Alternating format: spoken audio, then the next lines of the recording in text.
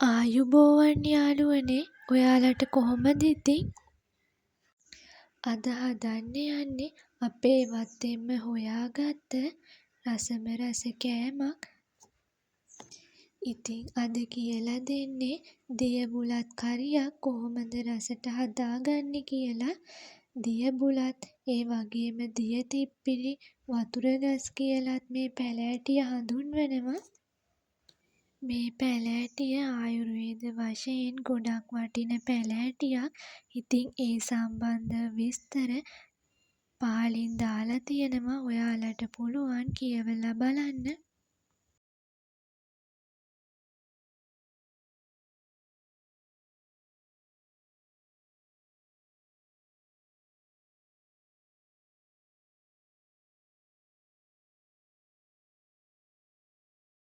දිය බුලත් ටික අරගෙන මුල් කොටස ඉවත් වෙන්න කඳ මැදින් කඩා ගන්නවා. මුල් ටික අපි නම් හිටව ගත්තා. මොකද ආයෙම හැදුනොත් කෑමට ගන්න පුළුවන්නේ. දැන් ඉතින් කරියට ඕන කරන ලුණු ගෙඩියක්, සුදු ලුණු ගෙඩියක්, අමු මිරිස් කරලක් කපාගෙන තියෙනවා. ඒ වගේම කරමිංච ටිකකුත් පරිප්පු ටිකකුත් ලෑස්ති කරගත්තා. දැන් ඉතින් හට්ටියක් ලිපෙන් තියාගෙන හොඳට සෝදලා පිරිසිදු කරගත්ත දිය බුලත් ටික එකතු කරගන්නවා.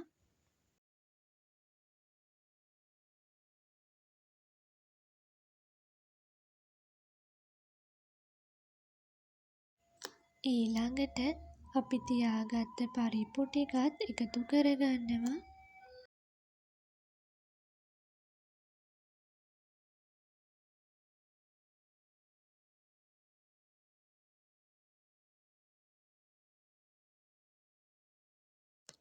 දැන් අපිට පුළුවන් පොල් කිරි ටික එකතු කරන්න.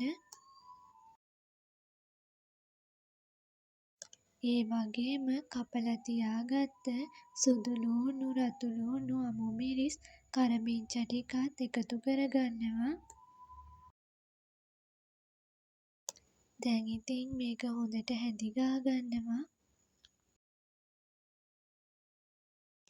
ඊළඟට අපිට පුළුවන් මිරිස් කුඩු වගේම පහේ කුඩුත් අවශ්‍ය ප්‍රමාණයට එකතු කරගන්න.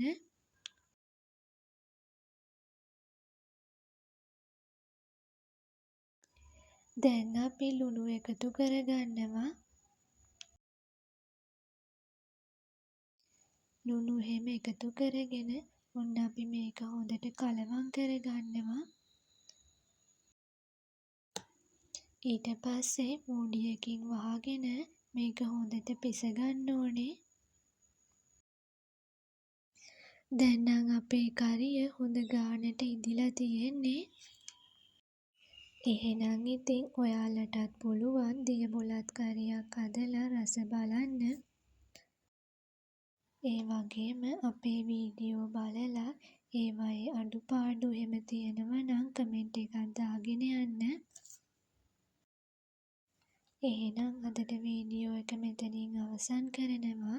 සබ්ස්ක්‍රයිබ් කරලා අපිත් එක්ක එකතු වෙන්න කියලා ආදරයෙන් මතක් කරනවා.